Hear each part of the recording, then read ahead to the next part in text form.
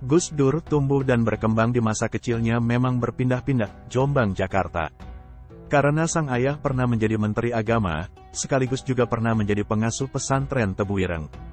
Kiai Haji Abdurrahman Wahid lahir dengan nama Abdurrahman Adahil. Adahil berarti sang penakluk. Kata Adahil tidak cukup dikenal dan diganti nama Wahid, dan kemudian lebih dikenal dengan panggilan Gus Dur. Abdurrahman Wahid lahir pada hari keempat dan bulan ke-8 kalender Islam tahun 1940 di Denanyar, Jombang, Jawa Timur dari pasangan Kiai Haji Wahid Hashim dan Nyai Solihah Bisri. Terdapat kepercayaan bahwa ia lahir tanggal 4 Agustus, namun kalender yang digunakan untuk menandai hari kelahirannya adalah kalender Islam yang berarti ia lahir pada 4 Syaban, sama dengan tanggal 7 September tahun 1940. Sejak kecil Gus Dur dikenal sebagai anak yang aktif, bahkan hiperaktif, tidak bisa diam, dan bandel. Baik di Denanyar maupun di Tebu Ireng, Gus Dur sering berbuat ulah, jahil, dan merepotkan. Tahun 1944, Gus Dur pindah ke Jakarta karena sang ayah diminta menjadi ketua pertama Majelis Syuro Muslimin Indonesia, Masyumi. Tahun 1945 pasca kemerdekaan, keluarga Gus Dur kembali ke Jombang. Namun, tahun 1949 setelah perang melawan sekutu selesai, kembali lagi ke Jakarta karena ayahnya, Kiai Wahid diangkat menjadi Menteri Agama RI. Pada tahun 1952, ketika berumur 12 tahun, saking aktif dan semaunya, Gus Dur pernah mengalami 2 kali patah tulang lengan. Pertama kali lengannya patah karena terjatuh dari pohon akibat dahan yang dia injak patah. Kemudian, Gus Dur juga hampir kehilangan tangannya untuk kedua kali dalam satu masa usia. Kisahnya, waktu itu Gus Dur mengambil makanan dari dapur lalu memakannya di atas pohon besar. Karena keenakan di atas pohon sampai tertidur lalu menggelinding dan terjatuh ke bawah. Greg Barton, dalam ingatannya soal Gus Dur, menceritakan dalam bukunya biografi Gus Dur, waktu itu dia mengalami patah tulang serius sehingga tulang lengannya menonjol keluar. Dokter pertama yang merawatnya khawatir kemungkinan dia akan kehilangan tangannya. Beruntung, karena kecekatan dokter, tangannya bisa disambung kembali. Akan tetapi pengalaman ini hampir tak berpengaruh terhadap dirinya karena Gus Dur kecil tetap kurang berhati-hati dan selalu bertindak impulsif. Perilaku Gus Dur yang bandel itu, kadang membuat sang ayah yang sangat sabar itu juga harus berlaku tegas. Kadang-kadang, Dur kecil diikat dengan tambang di tiang bendera di halaman depan sebagai hukuman buat leluconnya yang terlalu jauh, atau sikapnya yang kurang sopan. Saat sekolah di sekolah menengah ekonomi pertama, SMEP, Gus Dur juga pernah tidak naik kelas, karena sering bolos. Saat ditanya alasannya, mengaku tidak punya teman yang mengerti jalan pikirannya, sehingga malas sekolah, akhirnya bolos.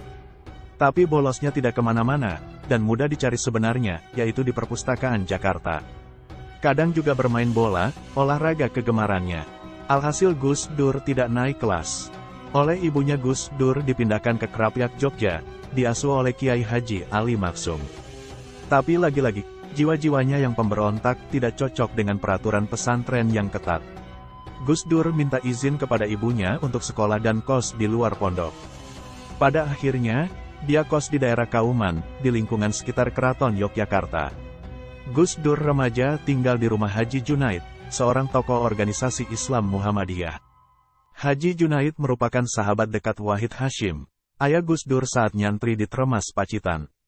Benar saja, sejak kos di luar pondok itu, Gus Dur semakin giat belajar.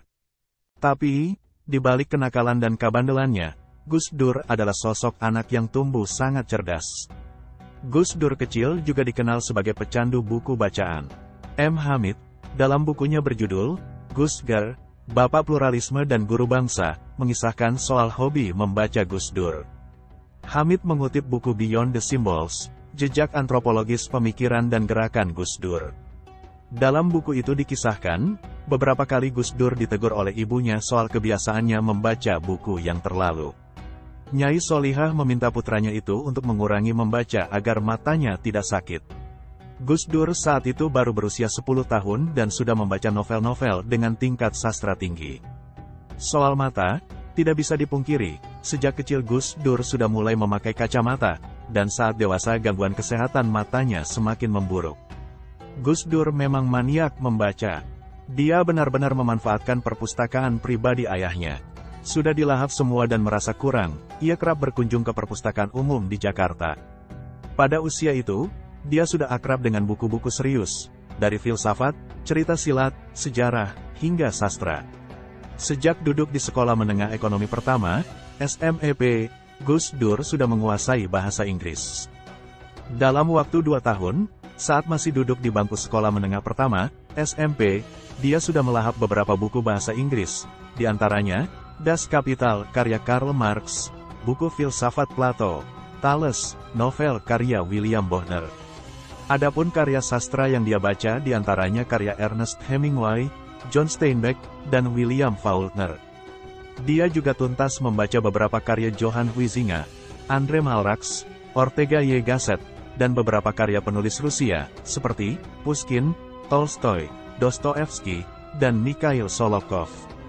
Kecerdasan, pikiran yang liar, dan kritis itulah yang membuat Gus Dur tumbuh menjadi pribadi yang penuh semangat dalam mendobrak tatanan. Dalam Orde Baru, Gus Dur menjadi orang yang sangat ditakuti oleh rezim. Hingga berkali-kali terancam keselamatannya. Sang istri, Sinta Nuriyah malah yang terkena. Sampai masa reformasi, saat menjadi presiden, Gus Dur juga suka melawan arus, seperti gonta-ganti pejabat pembantu presiden, konflik dengan Polri, memunculkan wacana dekret membubarkan DPR, hingga dimakzulkan dari kursi RI 1. Kita mungkin percaya bahwa apa yang dilakukan Gus Dur demi dan hanya demi bangsa ini. Bangunan pemikirannya tidak sesederhana yang kita pahami, sangat rumit dan bombastis. Namun, karena itu, tak semua orang mampu menerjemahkan alur pemikirannya. Bahkan cenderung dianggap ngawur dan destruktif. Gus Dur memang tetaplah Gus Dur, keinginannya sangat kuat dan tidak goyah. Saat digoyang oleh keponakannya, Muhaimin dari kursi pimpinan PKB, Gus Dur tetap kekeh.